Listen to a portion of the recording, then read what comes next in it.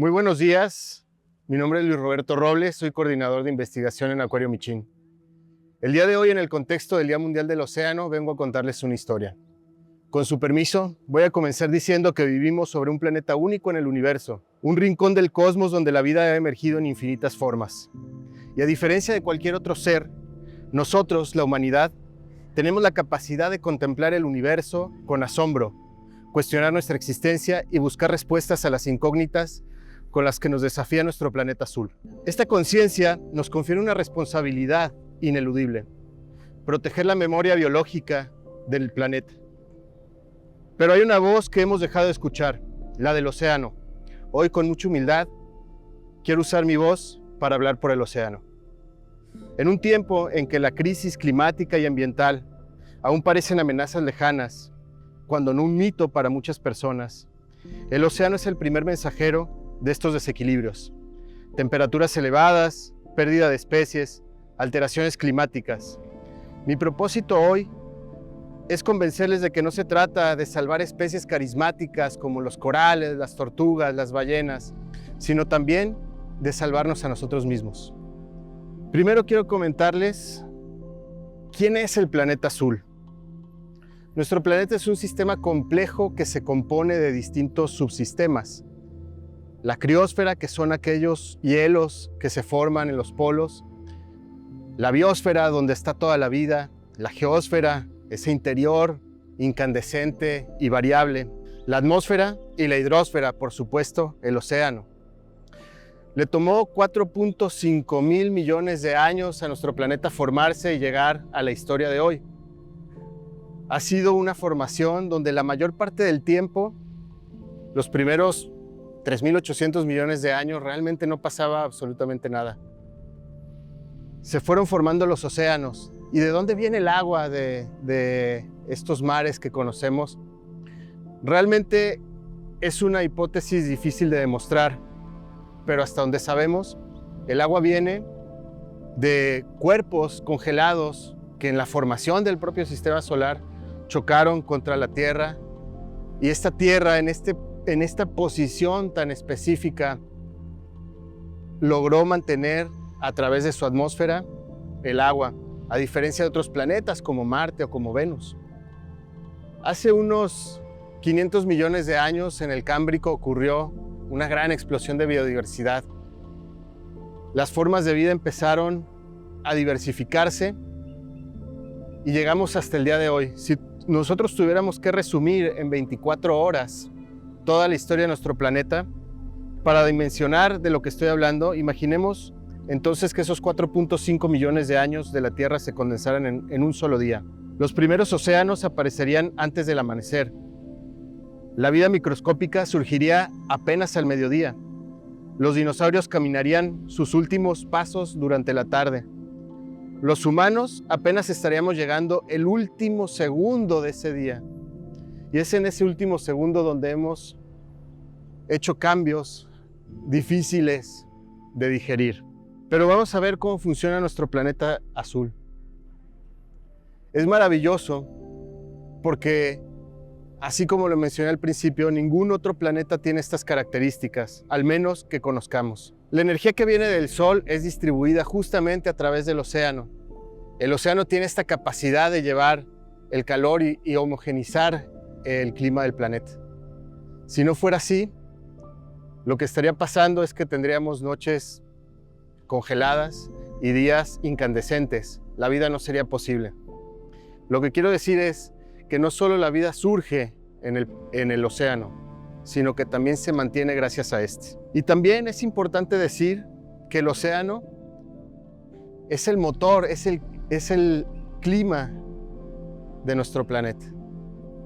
Es ese termostato que no solo nos ayuda a mantener la vida, sino también todos los ciclos que conocemos, principalmente el ciclo hidrológico, que es el que trae las lluvias hasta el continente y que también hace posible que la vida exista en el continente. De esta manera tenemos que decir que estamos vinculados a ese océano, a pesar de que la ciudad de Guadalajara esté a 190 kilómetros de la costa más cercana. Los ciclos como el día, la noche, el verano, el invierno, se deben a los movimientos del planeta, pero estos también se manifiestan en esta interacción del océano con la atmósfera. Por ejemplo, hace un año todavía decíamos que estábamos en Año Niña. ¿Y qué significa esto? Bien, es una variación del orden natural que se debe justamente a los cambios y las variabilidades naturales que existen para que nuestro planeta tenga este clima homogéneo. Vivimos en una época de cambio global. De acuerdo con Paul Crutzen, estamos viviendo el Antropoceno. Esto quiere decir que estamos viviendo una época donde el ser humano ha tenido la capacidad de modificar el planeta. Hemos pasado desde el descubrimiento de la agricultura hace 11.000 años, la edad de piedra, la edad de los metales, la revolución industrial, la revolución de la tecnología, y en todo este tiempo no nos hemos dado cuenta de cómo hemos agredido la naturaleza. A pesar de tener todos estos conocimientos, apenas nos estamos dando cuenta y tal vez estamos en un momento en el que tenemos que darnos cuenta porque tenemos que adaptarnos a los cambios que hemos generado. Es difícil asimilar que el ser humano, en ese tiempo tan corto que ha tenido en su existencia en el planeta, ha generado cambios tan importantes. Por supuesto que hay cambios naturales, las glaciaciones, las desglaciaciones, que son parte de ese ritmo, de ese pulso natural que tiene el planeta. Sin embargo, este cambio del Antropoceno nos ha llevado a perder hábitats, nos ha llevado a perder espacios naturales, nos ha llevado a generar un problema que va más allá de lo que podemos comprender a veces. El primer problema que debemos entender es el calentamiento de la superficie oceánica. Nuestro planeta tiene una capacidad de recibir la energía solar y de mantener cierta cantidad que, como lo mencioné, es importante para que se mantenga la vida. Sin embargo, cuando hay un sobrecalentamiento, cuando nuestra atmósfera no es capaz de disipar un exceso de energía, entonces empieza a colapsar el sistema, empiezan a colapsar las corrientes marinas, que son las que distribuyen el calor a lo largo del año. Y esto significa que va a haber un aumento de temperatura, y ese aumento de temperatura también significa que va a meter en problemas a los seres vivos. Además de este problema, también tenemos la acidificación oceánica. Vamos a llamarle el gemelo malvado del calentamiento de la superficie oceánica. ¿De qué se trata esto? El calentamiento se debe al exceso de emanaciones de gases de efecto invernadero, principalmente el CO2. Ese CO2 que viene del producto de la combustión. Pues bien, el CO2 como gas se va a acomodar en la atmósfera, pero el contacto con la superficie oceánica va a generar una reacción. Esa reacción va a generar que las condiciones químicas del océano cambien. Va a generar que el medio se vuelva menos alcalino, más ácido. Por lo tanto, muchos organismos van a empezar a sufrir, sobre todo los que calcifican, como los corales, que forman los arrecifes de coral, que son los ecosistemas más biodiversos del planeta. Pero por otro lado también tenemos la contaminación, derrames de hidrocarburos, que si bien podemos pensar en aquellos grandes derrames que han ocurrido, por ejemplo en Alaska con el Exxon Valdez, pero tenemos que pensar en cómo es el comercio mundial, cuántos microderrames hay en cada barco mercantil que sale de Japón, de China, hacia nuestras costas, y viceversa. Tenemos el problema de la contaminación por residuos plásticos, que forman islas de basura, y que este plástico se degrada y queda micropartículas que conocemos como microplásticos, y que los animales van a ingerir, y que finalmente pues van a llegar a incorporarse también a nosotros. Aunque muchas veces pensamos que el océano pertenece a quienes viven en las zonas costeras, la realidad es que todos dependemos de él sin importar dónde estemos. Más del 60% de la población mundial vive en la zona costera. El caso de México no es así. El 15% de la población en México vive en la zona costera. Tal vez es el primer problema que tenemos que combatir. Necesitamos ir hacia una cultura más cercana hacia el océano. Dependemos de él. Muchas actividades, no solo comerciales, sino propiamente la naturaleza humana, dependen de él. El océano es fuente de alimento, de transporte, de cultura, de energía. Proporciona más del 50% del oxígeno que respiramos. Desde las grandes pesqueras hasta el turismo costero, hay actividades de las que todos dependemos. Pero también debemos entender que el océano es un sistema integrado. Todo lo que tiremos en las calles de Guadalajara va a llegar a través de él. Necesitamos formar una visión de cuencas.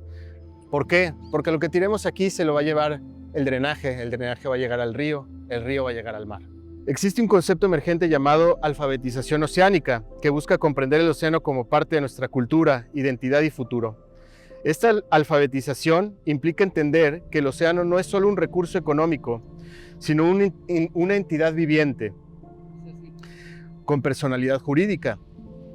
Esto quiere decir que cada decisión que tomamos, comprar o rechazar un plástico, exigir gobernanza ambiental, apoyar la restauración de ecosistemas, es una conversación indirecta que tenemos con este océano, que a su vez nos provee sustento para nuestra propia existencia. Por eso la ciudadanía informada debe ser una ciudadanía comprometida, capaz de defender el futuro de los océanos, no solo por la empatía con los seres que habitan en él, sino también por nosotros mismos. Guadalajara, a pesar de no estar en el margen costero, tiene una responsabilidad con el océano. El plástico que compramos, la energía que consumimos, la basura que generamos, todo fluye hacia el mar a través de los ríos y de los sistemas urbanos. Debemos asumir que cada acción local tiene una repercusión global. El mar no es el sitio al que simplemente vamos de vacaciones.